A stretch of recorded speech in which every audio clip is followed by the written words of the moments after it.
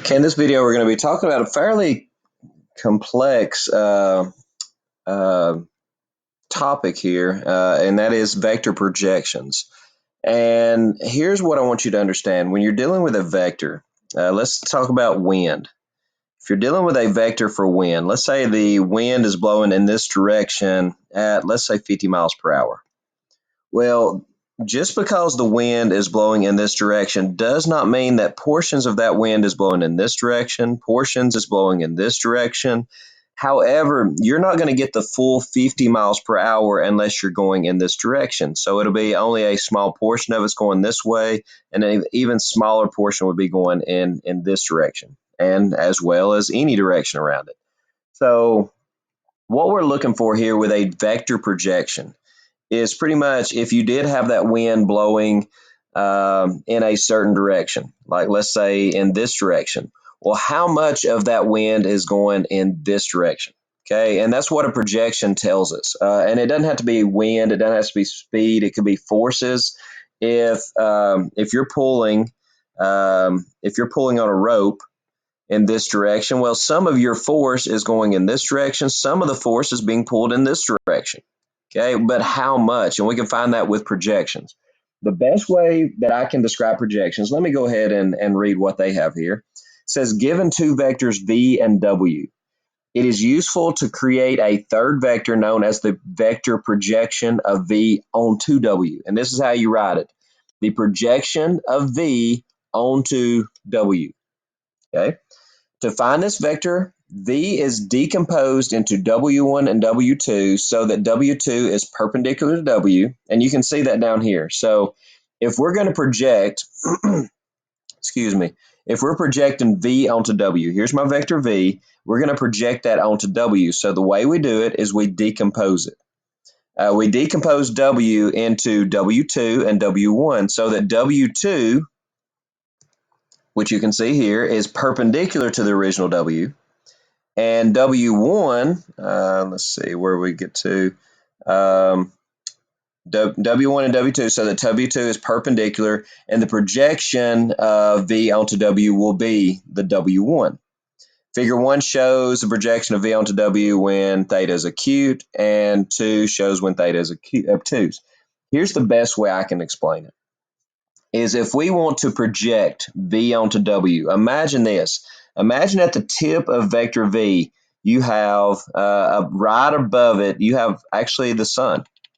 And I know this is a weird way to explain this, but imagine the sun is located there. And you shine the sun directly down onto this vector. Imagine the shadow. The shadow is going to be the projection of V onto W, and that's it.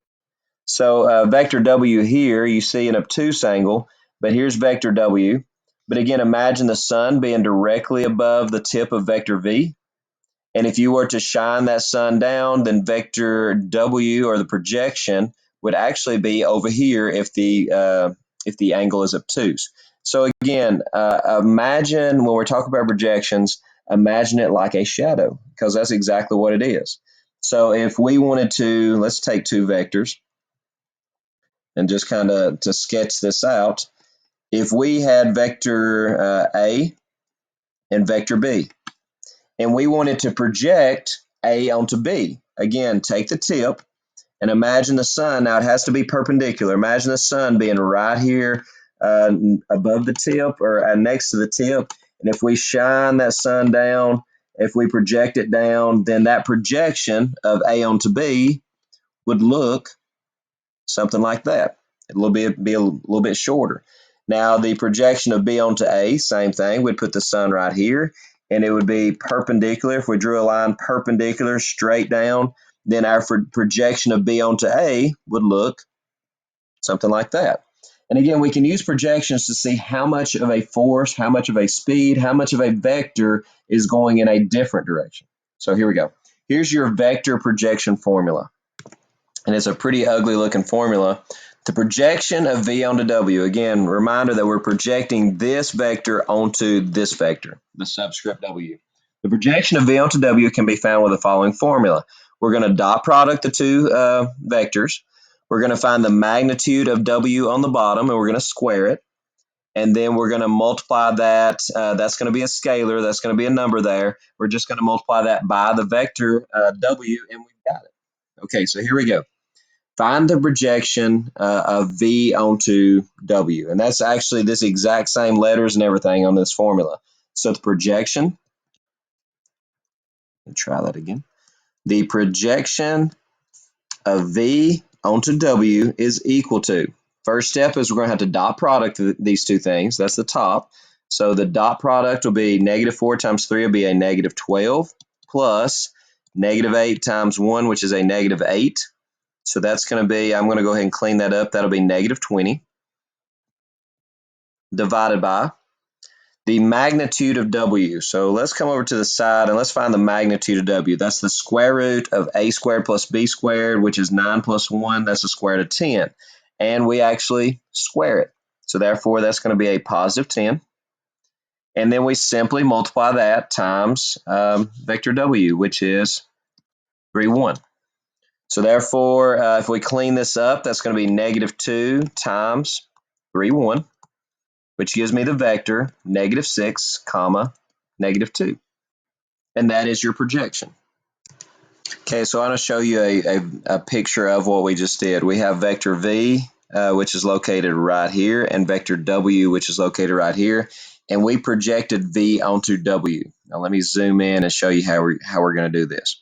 Again, I'm going to draw a dotted line that continues, that extends this vector W on, because that's what we're projecting it onto.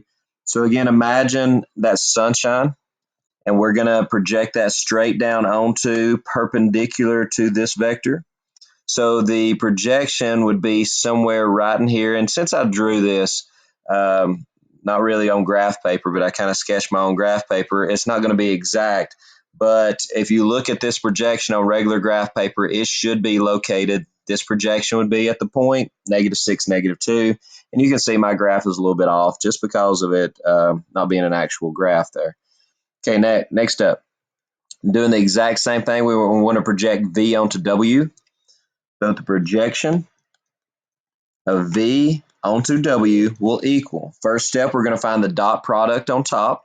So that's going to be negative 63. Let me come over here and dot it. That'll be negative 63 plus 27. So that's going to be a negative 46 divided by, and I actually there we go, misadded right there. That's negative 36. Having trouble adding and subtracting today. So negative 36 divided by the magnitude of W squared. So let's find the magnitude of W. That's going to be the square root of A squared plus B squared. That's going to be root 90. But we do have to square that, so you're going to have just a plain 90. And then we simply multiply it by W. So this is going to be, when I reduce it, let's see, I can divide by 9. That's going to be negative 4/10. I can divide it again by 2. That's going to be negative 2/5. And I've got to multiply that by 9, comma, negative 3. And that's going to give me the vector negative 18/5, comma, 6/5. And again, that's the projection. That's the shadow when you project V onto W. Number 3, let's do it again. The projection of V onto W is equal to the dot product on top. So let me put my parentheses. 6 times 2 gives me 12 plus 3 times negative 3 is a negative 9. 12 and negative 9 gives me a 3. There's my dot product. Over the magnitude of W squared. So the magnitude of W is the square root of A squared plus B squared. That's root 13. And then root 13 squared would be just simply 13. And then we're multiplying that by vector W, which is 2, comma, negative 3. So 3/13 times 2, negative 3 will be the vector 6/13, comma, negative 9/13. So there is your resulting vector, projection vector. Okay, when we first started out talking about projections, let me go back and remind you that a projection, which in this case, in this first figure, here was my projection. And we said that a projection actually does this. It breaks down a vector. It decomposes a vector into W1, which is the actual projection, and then this perpendicular vector right here. And that's going to be again, we decompose it into those two vectors. We decompose W into those two vectors. Or excuse me, V. V is decomposed into W1 and W2. So what we're going to do now is we're actually going to find the W2. We showed you how to find the projection. We're good with that now. But what about this orthogonal? What about this vector that is perpendicular, which again, it kind of shows you the direction. I talked about the sunlight. It kind of points to the sun, that vector does. So what we're going to do now, by vector addition, we can also write vector V, which is that vector that we are projecting. V will equal W1, which is that projection, plus W2, which is that perpendicular vector right there. So what we're going to do is W1 plus W2 will equal that vector V. So the first thing we're going to do here is let's find that projection again. It says find the vector projection of V onto W, then write V as the sum of the two orthogonal vectors, one of which is the projection of V onto W. So this is just kind of giving us some extra practice with projections. So let's try it.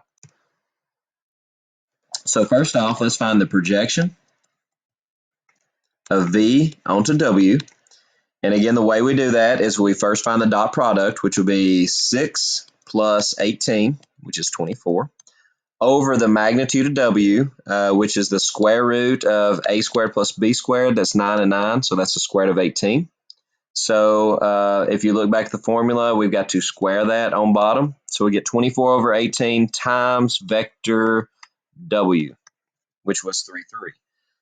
Let's reduce 24 over 18. Let's see, I believe we can divide by 6. That's going to be 4/3 times 3, 3. When you multiply that, you threes will cancel, and it actually gives you the vector 4, 4. So that is our projection. However, again, if you go back to what I just wrote, our original vector V will equal the projection plus W2, which we said was that perpendicular vector. So we've got W1, which is right here. It was the projection, but how do we find that W2? It's actually it's very basic vector properties here. We know that V we can decompose into the two W's, W1 and W2. And we have our W1 and we have vector V. Vector V was 2, 6. And then our vector W1 was 4, 4. That was our projection. So we've got to find out what this other vector is, and you can call it like an A, B, whatever you want to. And then we're just going to do some very simple solving equations. Let's move this vector over. So let's just do 2, 6 minus 4, 4, and that will give me that vector W2, which is going to be 2 minus 4 is a negative 2, 6 minus 4 is 2. So there is my W2 vector. And again, we could actually draw, if you were to look at the drawing, you could decompose 2, 6 into those two vectors that we just found. Number 5, let's do it again. Let's first find the projection of V onto W by first finding the dot product. This is negative 25 plus 40, which is 15. Over the magnitude of W squared. So the magnitude of W would be the square root of 25 plus 25. That's the square root of 50.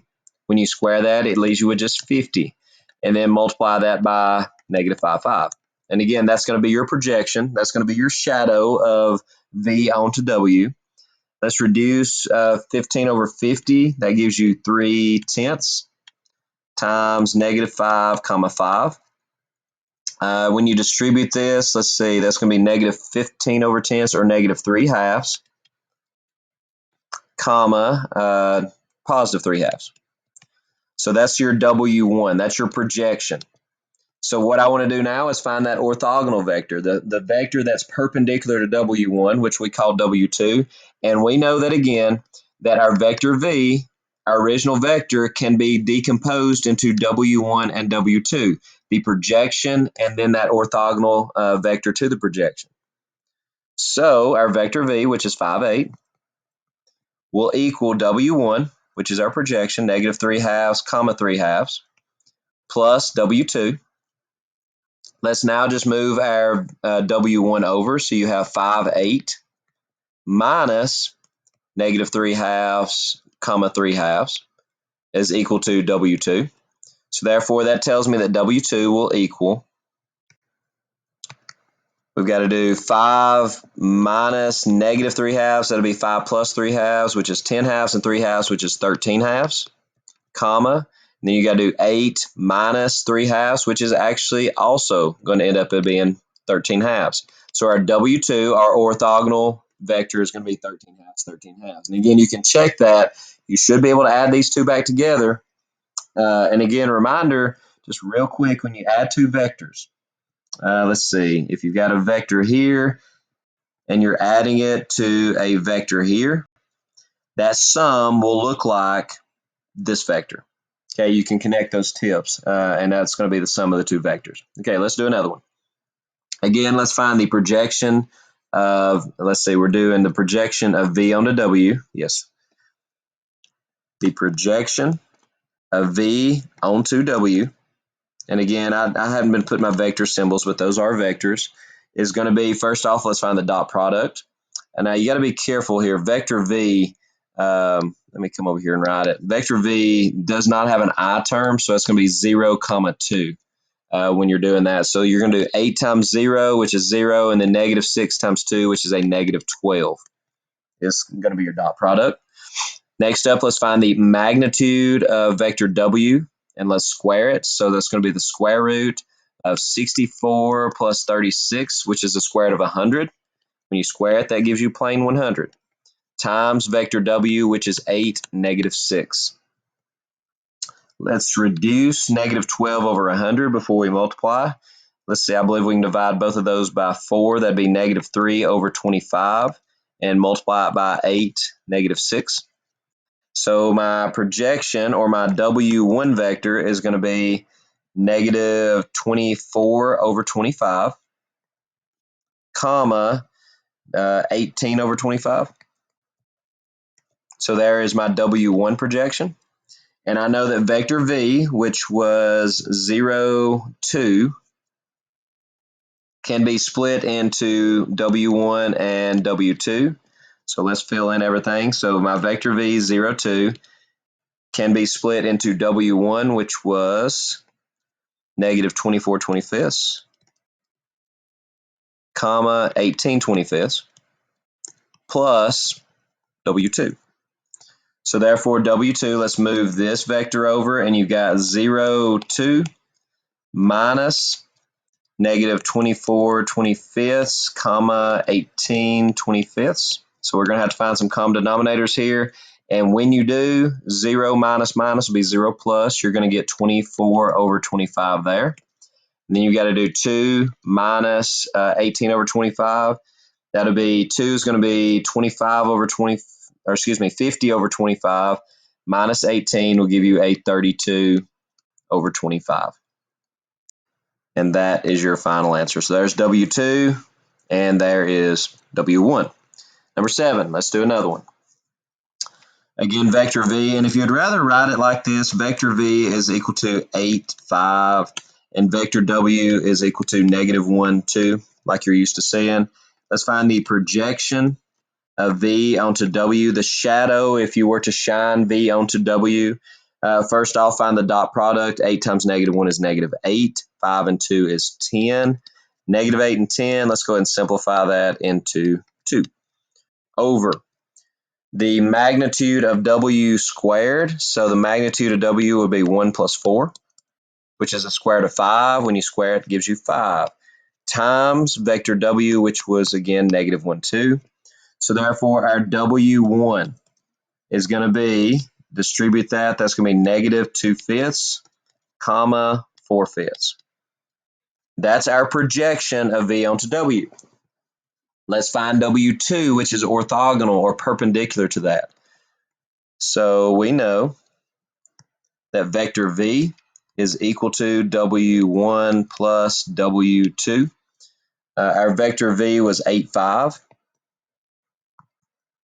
and that will equal W1, which is negative 2/5, comma 4/5, plus W2.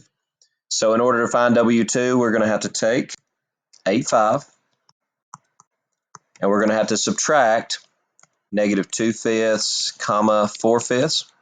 And again, that'll give us our W2. So that means that W2 will equal 8 minus a negative, or that's going to be 8 plus 2/5, which will be 42/5, comma, and we got to do 5 minus 4/5.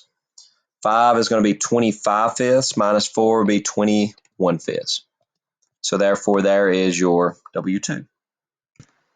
Okay, now we're going to use projections to actually solve some application problems, some force application problems. So let me zoom in and let's talk about this. So in this problem, you have a 400-pound rock on a hill, an inclined hill. And that rock, again, 400 pounds means that's how much force, that's the force of gravity pulling straight down. So you have 400 pounds of force going straight down, okay? Well, just a reminder that some of that force is being exerted in this direction. Okay, some of the force is being exerted in this direction. Some of it's being exerted in this direction. Some of it's being exerted in this direction. And all of those forces can be referred to as projections. So out of that 400 pounds of force, here's what we're looking for. Is we're needing to keep that rock from sliding down the hill. Now that's a heavy rock. So am I going to have to push with 400 pounds of force to keep it? No, because not all of its weight is pushing in this direction because it is on an incline. Now, if you wanted to pick it straight up, if you wanted to lift it in this direction, would you have to apply all 400 pounds of force? Yes, but not to keep it from rolling down a hill. So it's a 30-degree incline. It says that if F represents the force exerted by the rock due to gravity, and we see that here, that was 400 pounds of force, then W1 is the projection. You see that, again, if we had the sunshine here, we're shining that sunshine down, that this would be the projection onto that hill. So W1, the magnitude of W1, would be the force required to keep the rock from rolling, because that's how much of the weight of the rock is pushing in this direction. That's going to be that projection that we just talked about. So first off, let's write F as a vector. Let's go through these step by step, writing F as a vector. So the length of this vector is 400, but it's 400 straight down. So that vector, that F vector, could be written as the vector 0, because there's no horizontal force there. It's 0, comma negative 400, because all 400 pounds is pointing straight down. Now let's write a unit vector in the direction of a hill. We need some vector that's going in the direction of where the hill's going. So, and that's what you have here. And we talked about a couple of sections ago these unit vectors. So if you can think of this as like a starting point here, that vector going in this direction, you just simply need this angle, and unit vectors, which we'll call it again vector v, unit vectors are written as cosine theta, sine theta. So if you've got that 30 degrees, then our unit vector in that direction is going to be cosine 30, or root 3 over 2, comma 1/2. Now, what do we have to do? All we have to do is now project this force onto this vector that's going in this direction. And once we project that, we'll see how much of the force is going down the hill. So find W1, which is the projection of F, which is the weight of that rock, onto V, which is that unit vector, which is in the direction of the hill. So let's try to find that. So W1, let's try again, is going to equal the projection of F onto V. So to find the projection of F onto V, we're going to first find F dot V. So we're going to dot product this vector and this vector. So 0 times root 3 over 2 is 0. Negative 400 times 1/2 gives me negative 200. There we go. Over the magnitude of V. Now, if you think about that, the magnitude of V, the length of V, wasn't that 1? It's a unit vector. So that's going to be 1 squared, which is just 1. And then we're going to project that onto vector v, which was again root 3 over 2, comma 1/2. So let's simply multiply that out. Negative 200 times root 3 over 2, that's going to be the vector negative 100 root 3. And then negative 200 times 1/2 will be negative 100. So now what you have, again, is that's the projection of this vector onto the vector v. So we just found the vector that we have now is this vector right here. That's how much of the force is being exerted down the hill. However, it's written in a vectored form. We want the magnitude. We want to know how much force is that, because now we have it as a vector. So now let's find the magnitude of W1. And to find the magnitude, that's going to be the square root of a squared. That'd be 100 times 100 times 3.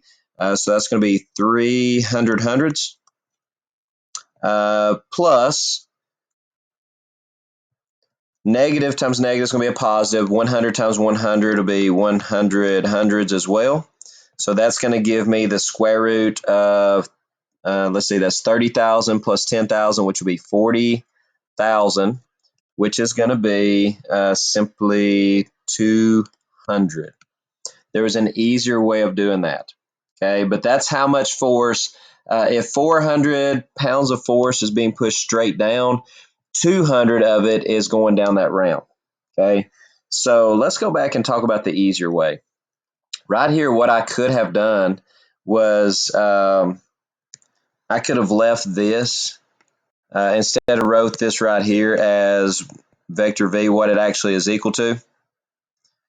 I could have left it like this. Negative 200 over 1, that's just simply negative 200. And instead of writing it, plugging vector v in, I could have just plugged this in like this. And just look at this now.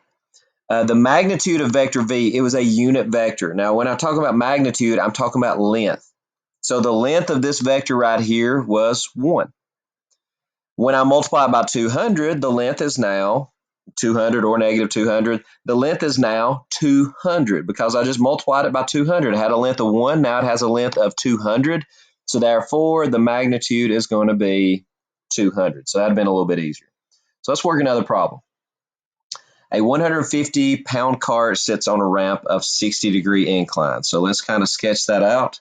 So you have this incline. It's a 60-degree incline.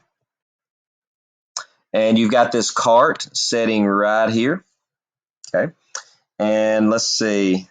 Some of that cart, let's say it's a 150-pound cart. So I'm going to draw a vector straight down that represents the weight of that cart. It's a 150-pound cart. What force is required to keep the cart from rolling down the ramp? So all we're going to do is we're going to project perpendicular. We're going to project that on to this vector. We can create a unit vector right here. We're going to project it onto that unit vector because, again, reminder, notice that vector has that arrow. Imagine it continuing on, okay? Project it onto that directional vector. And let's say how much of that 150 pounds, now that's a pretty steep ramp. So a good bit of that weight is going to be pushing down that ramp. So first off, let's write this as a vector. Our cart, we'll call it vector k, is going to be the vector 0, comma, negative 150. And then we need a unit vector, we'll call it v.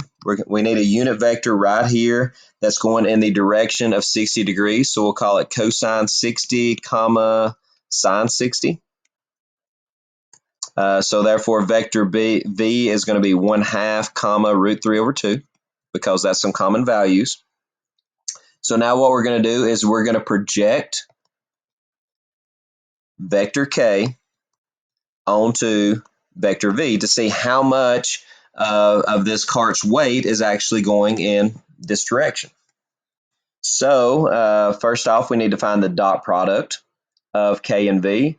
When you dot product, that's going to be 0 times 1/2, which is 0. Negative 150 times root 3 over 2 will be negative 75 root 3. So therefore, there's your dot product. We've now got to divide that. I keep scrolling down on myself.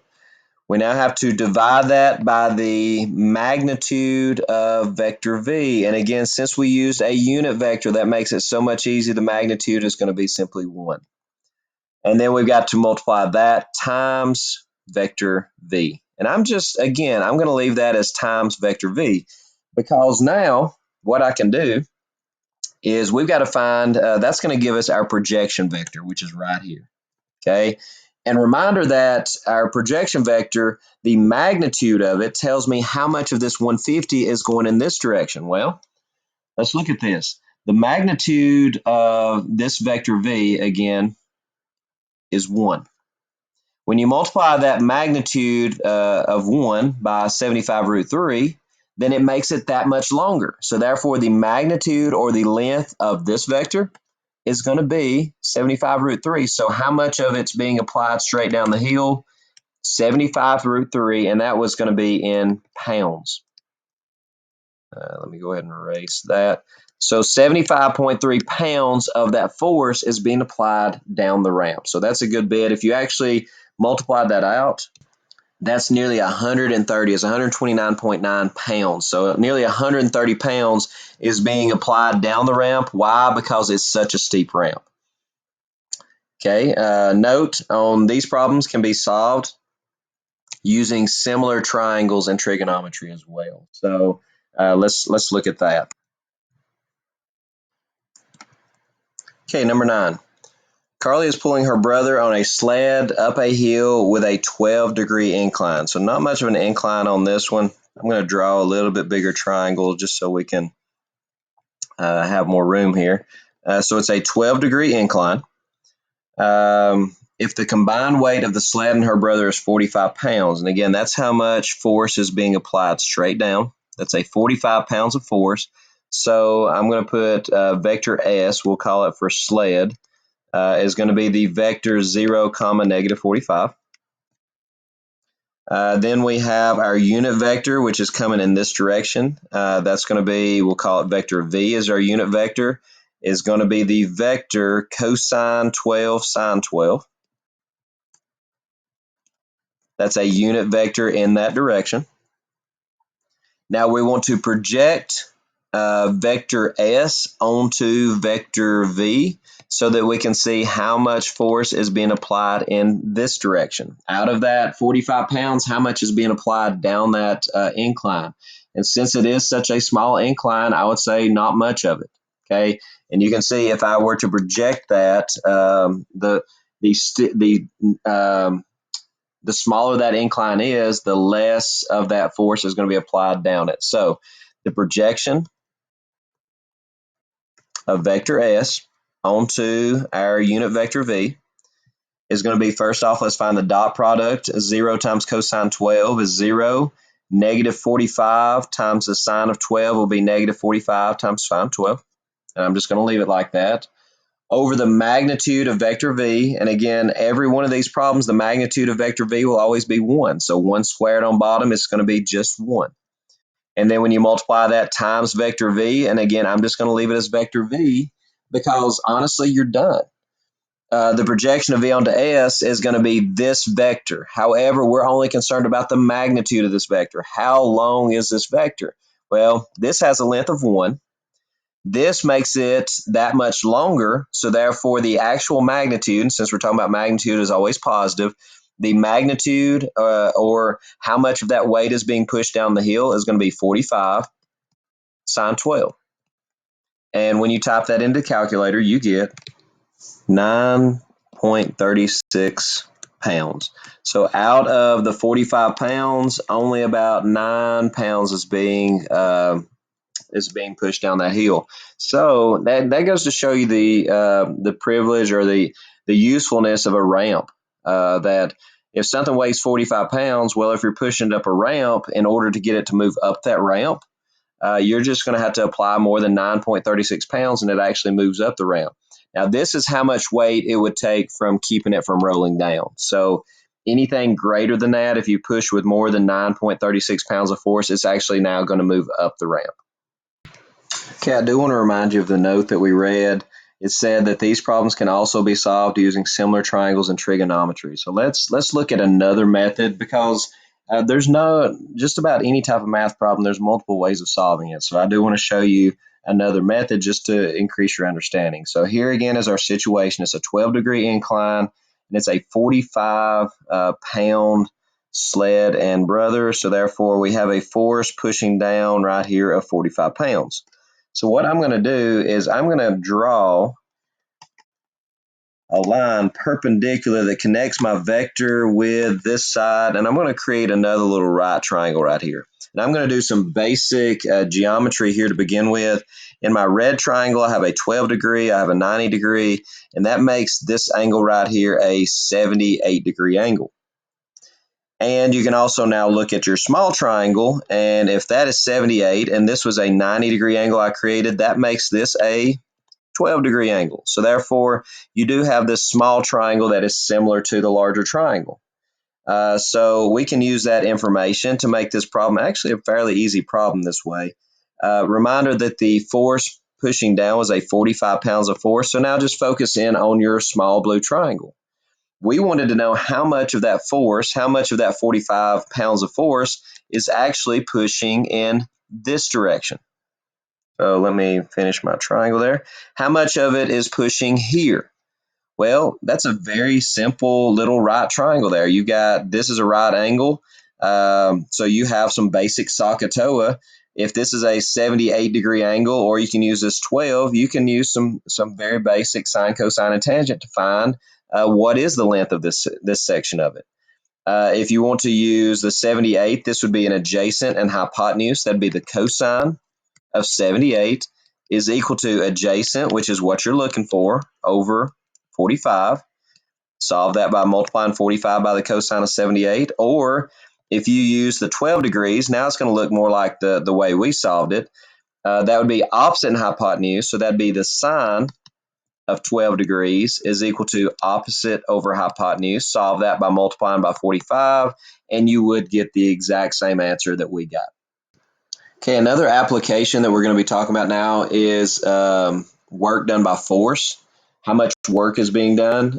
So here's what it says. The work done, which we're going to call W, by force, by a constant force. Now this, again, it has to be a constant force. We can't push with 12 pounds of force and then try to push harder. This has to be a constant, same amount of force the whole time. Acting along the line of motion is the magnitude of the force times the distance travels. And we write this as a formula.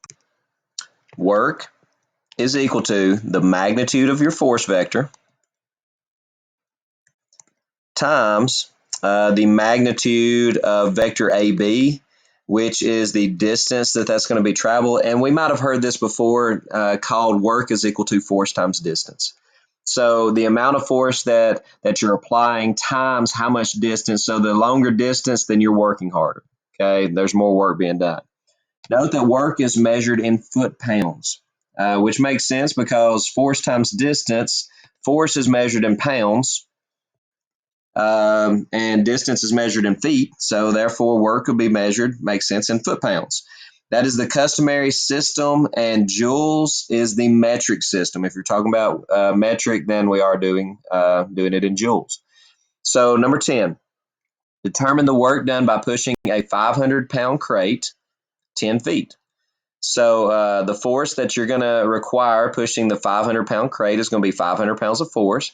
And if you push it 10 feet, then work is equal to force times distance. And this is in pounds, this is in feet. So that's going to be 6,000 foot-pounds of force. Number 11, so these are pretty easy. Determine the work done by a crane lifting a 2,300-pound car. So therefore, if it's lifting a 2,300-pound car, it's requiring 2,300 pounds of force. So if it lifts at 5 feet, the work done is simply going to be 2,300 times 5, which is going to be 11,500 foot-pounds of force, or excuse me, of work, and that's it. Okay, next up, it says if the constant force is not acting along the line of motion. So now this is a little bit tougher. The work done is given in either of the following forms. Work equals the projection of force, because again, what if the force is being applied in this direction, but the work is being done in this direction?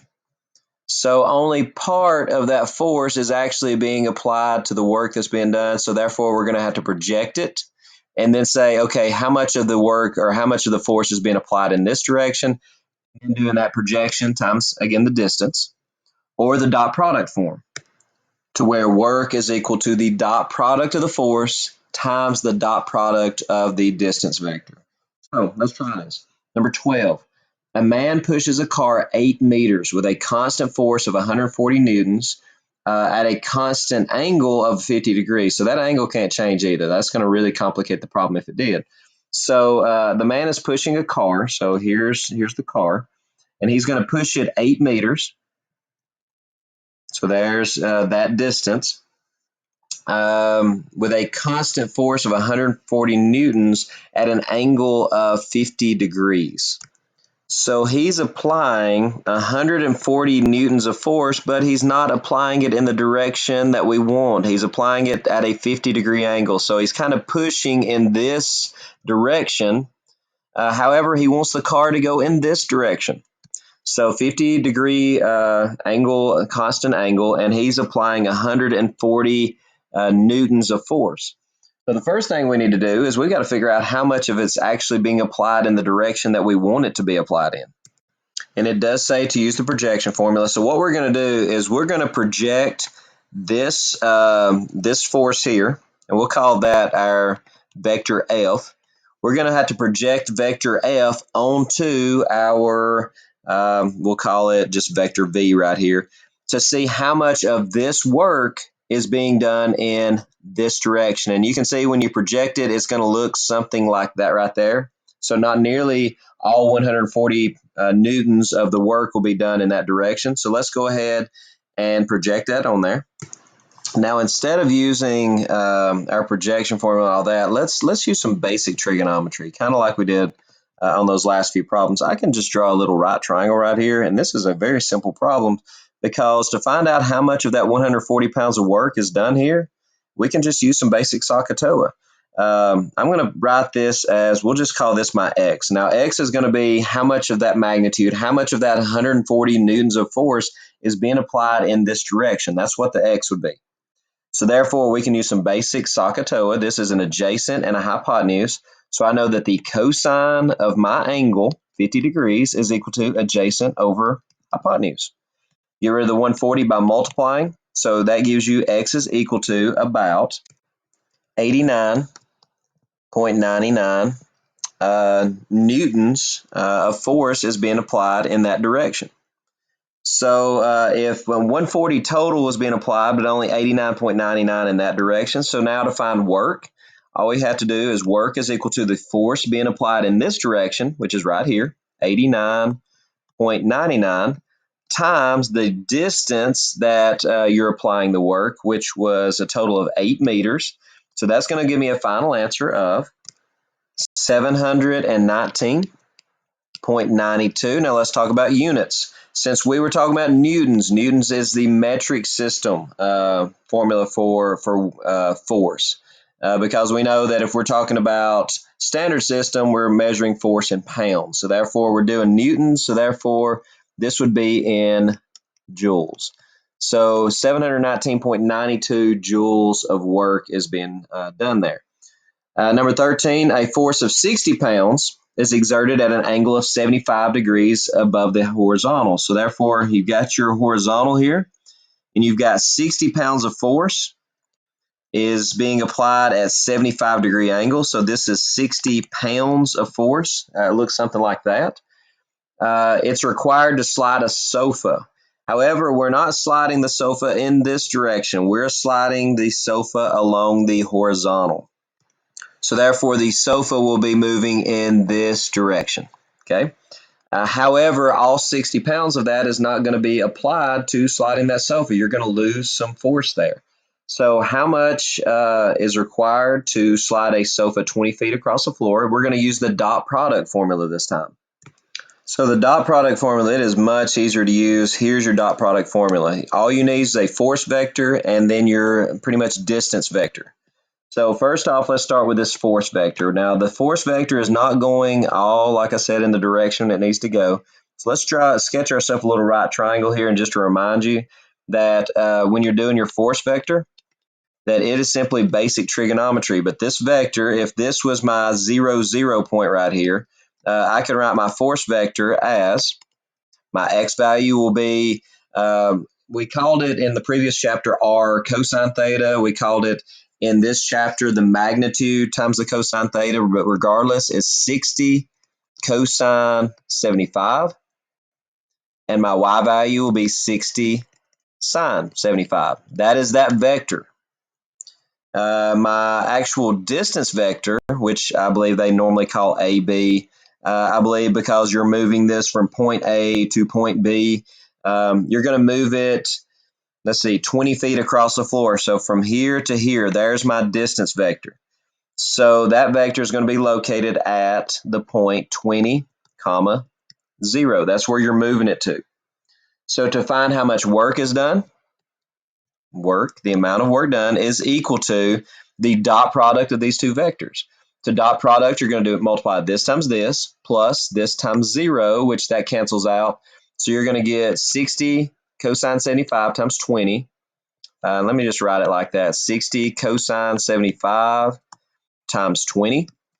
And that's going to equal 310.58. And since we are in the let's see, we're talking about pounds, so therefore we're going to measure this in foot pounds. Foot pounds. There we go.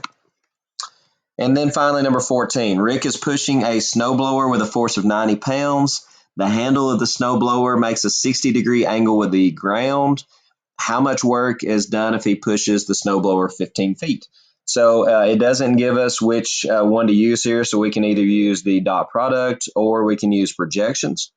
I'm going to use dot products just because I feel that it's a little bit easier. So let's draw me a vector here that represents the force that he's applying. He's pushing a snowblower with a force of 90 pounds, so that's going to be my magnitude. The handle of the snowblower makes a 60-degree angle with the ground, so therefore the application of force is in this direction, a 60-degree direction. And it's a 90 pounds of force. That's going to be our magnitude. So therefore, that force vector is going to be, again, magnitude times the cosine of 60, comma, magnitude times the sine of 60. So there's your force vector. Now, the actual distance, where is it traveling to? He's going to push it. He pushes the snowblower 15 feet. So he's pushing it along the ground 15 feet. So that vector is going to be located at 15, comma, 0. So therefore, the amount of work that's going to be done is equal to, again, for the force vector times the length vector or the distance vector, which will be the dot product of this times this. So you're going to do this times 15 plus this times 0. So your answer is going to be 90 cosine 60 times 15 because the other part's going to zero out, and you're going to get 675, and this was measured in feet and pounds, so therefore that would be in foot pounds.